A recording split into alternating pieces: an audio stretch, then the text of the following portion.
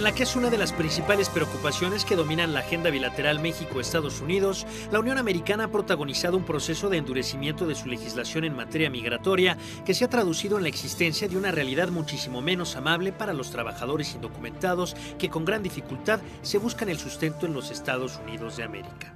We've seen the same thing in Australia and New Zealand, and we've seen the same thing in Canada. So, what to do about illegal migration at a time of economic crisis? In a way, the crisis looks after itself because the numbers of illegal or irregular migrants diminishes. But I think that what you tend to see in many countries is what I would call an overreaction.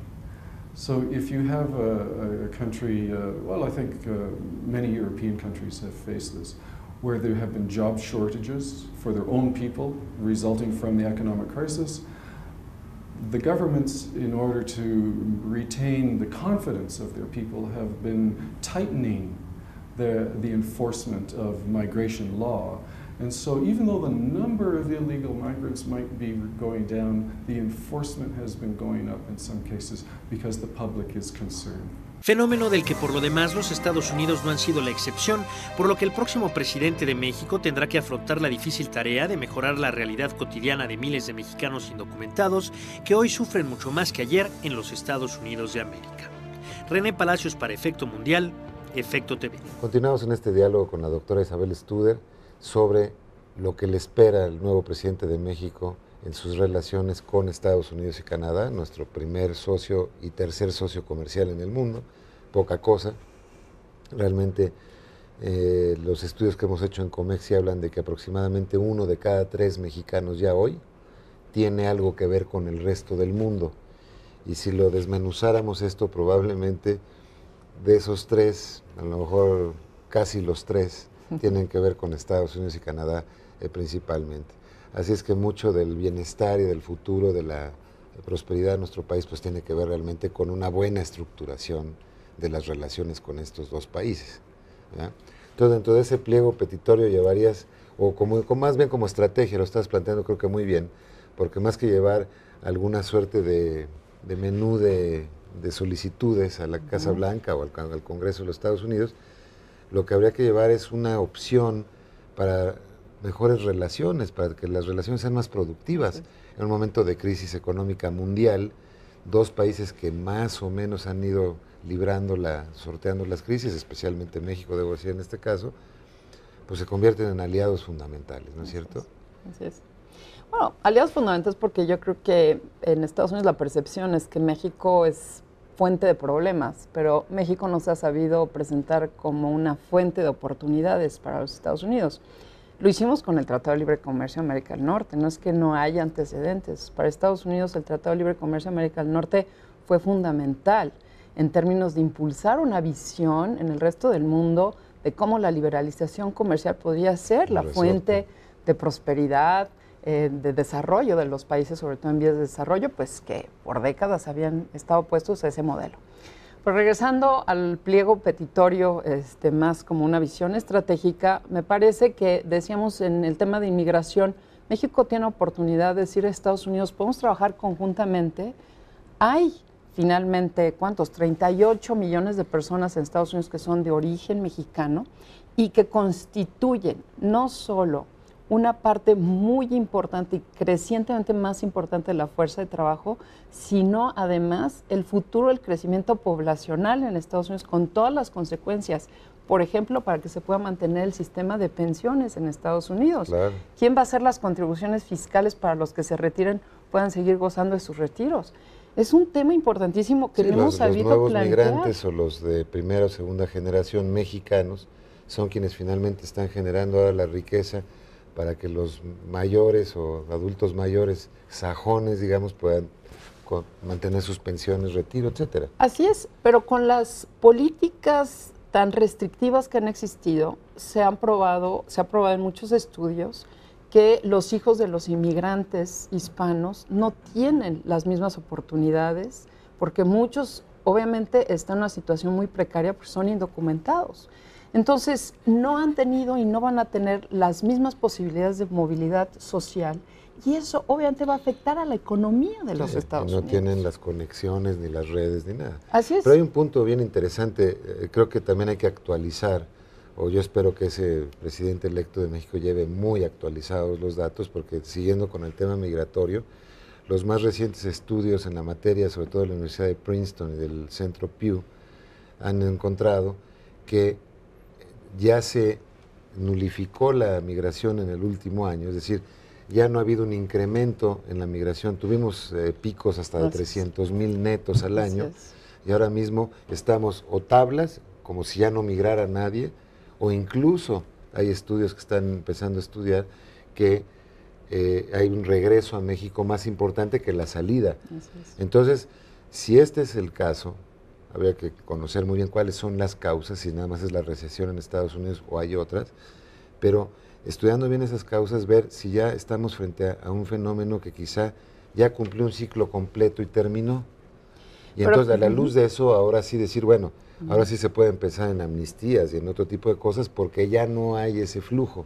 Pero entonces ya no nos conviene seguir insistiendo en la reforma inmigratoria, sino hablar de una política para los inmigrantes en Estados Unidos y empezar a hablar de una política para mejorar la competitividad de la fuerza de trabajo en la región de América del Norte, entre México y Estados Unidos, porque México también tiene que empezar a pensar de, efectivamente, dónde va a estar esa mano de obra calificada que vamos a requerir. Pareciera que las fronteras nos hacen más daño que beneficio. Bueno, pero además recordarás que, bueno, para Estados Unidos el tema del petróleo pues es un tema fundamental, es un tema que ha sido realmente el pilar del desarrollo económico de ese país, pero al mismo tiempo estamos viendo las implicaciones no solo ambientales, sino el costo tan alto que está teniendo la producción misma, precisamente por la escasez de estos recursos, la enorme demanda que hay. Entonces, en Estados Unidos, como en el resto del mundo, hay una conciencia de que no podemos apostar al petróleo como el futuro. A pesar de que algunos de los candidatos presidenciales en este país se aventuren todavía a decir esto, me parece que las energías renovables, sobre todo si estamos hablando de la energía solar y la energía eólica, ofrecen oportunidades muy interesantes para que los tres países puedan diseñar una estrategia de beneficio para los tres. ¿Tú crees que ese es un área, la energía, en la que debería ya haber alguna institución toda norteamericana?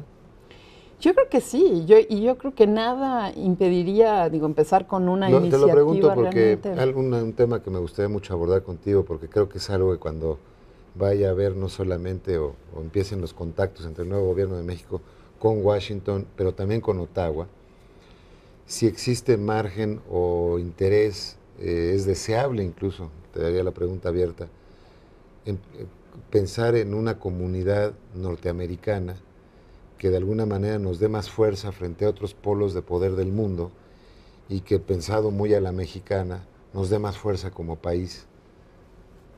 ¿Tú cómo ves este entorno? Uno puede ser, creo que un ángulo de entrada puede ser la energía, efectivamente, y ahí sí, independientemente de lo que pase en Europa o esté pasando en Asia. Claro. Pues mira, yo creo que es muy difícil que una institución o instituciones norteamericanas prosperen, en gran parte por el Congreso de los Estados Unidos.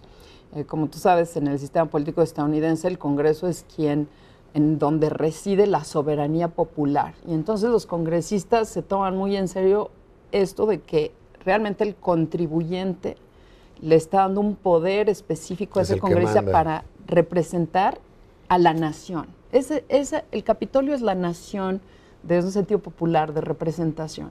Entonces, son muy celosos de ceder, aunque sea un poder chiquito, a cualquier entidad externa fuera de los Estados Unidos. Eso explica que históricamente, como tú sabes, pues el Senado de los Estados Unidos sea muy reticente a aprobar o ratificar cualquier acuerdo internacional que ceda soberanía de los Estados Unidos. Entonces, desde esa perspectiva me parece muy difícil y por eso creo que en América del Norte han sido muy frustrados los intentos que vienen desde Vicente Fox, y bueno, en distintas versiones, de crear alguna institución norteamericana.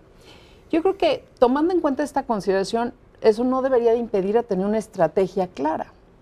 yo creo que sí hay intereses en Estados Unidos, sobre todo los encontramos en algunos estados que claramente ya están trabajando para el desarrollo de estas energías renovables como una fuente de crecimiento económico, y los vemos pues por todo el sur de los Estados Unidos por las condiciones geográficas, por ejemplo, para el tema tanto de energía eólica como de energía solar.